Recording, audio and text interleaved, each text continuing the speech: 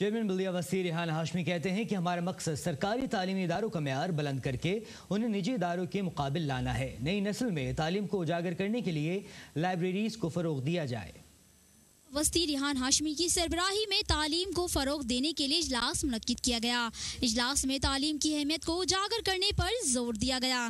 اجلاس میں municipal commissioner Wasim Soomro, صدارتی ایوارڈ یافتہ معروف آرکیٹیکٹر اور سماجی شخصیت Yasmeen Lari, director education centre Sohail Ahmed اور دیگر افسران نے شرکت کی۔ چیئرمین ریحان ہاشمی نے کہا کہ ہمارا مقصد سرکاری تعلیمی اداروں کا معیار بلند کر کے انہیں نجی اداروں کے مقابل لانا ہے۔ ضلع وسطی کی انتظامیہ نے تعلیم کو پھیلانے کے لیے ہیریٹیج فاؤنڈیشن کی خدمات حاصل کر لی ہیں۔ یہ فاؤنڈیشن بغیر کسی معاوضے کے سرکاری اسکولوں اور لائبریریوں میں تعلیمی نظام کو بہتر بنائے گی۔ یاسمین لاری نے اپنی تنظیم کی جانب سے تعلیم عام کرنے کے لیے کیے جانے والے اقدامات اور دیگر منصوبوں کے بارے میں ریحان ہاشمی کو آگاہ کیا۔ انہوں نے کہا کہ ہماری تنظیم چاہتی ہے کہ سرکاری اسکولوں کی حالت زار کو بہتر بنایا جائے اور طلباء و طالبات کی حاضری کو ممکن بنایا جائے۔ اجلاس کے بعد ریحان ہاشمی نے میٹرو ون نیوز سے گفتگو کرتے ہوئے کہا کہ خواندگی ہماری نئی نسل کی تعمیر و ترقی کے لیے انتہائی ضروری ہے۔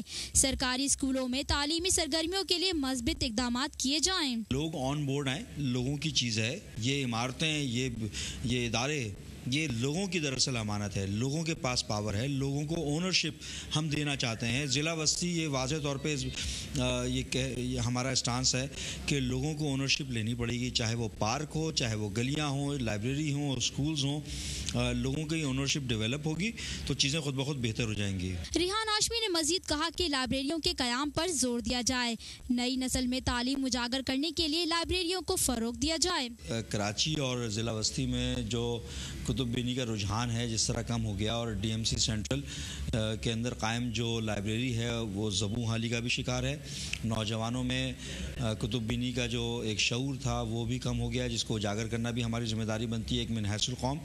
اسی تناظر میں ہم نے مختلف اسٹیک ہولڈرز کہ جو کہ مصنف بھی ہیں، جو تاریخی کتاب ڈونیٹ بھی کر سکتے ہیں، ان کو آن بورڈ لیا ہوا ہے، اور خاص طور پہ کوشش یہ کر رہے ہیں کہ لائبریریز کی افادیت کو اجاگر کریں۔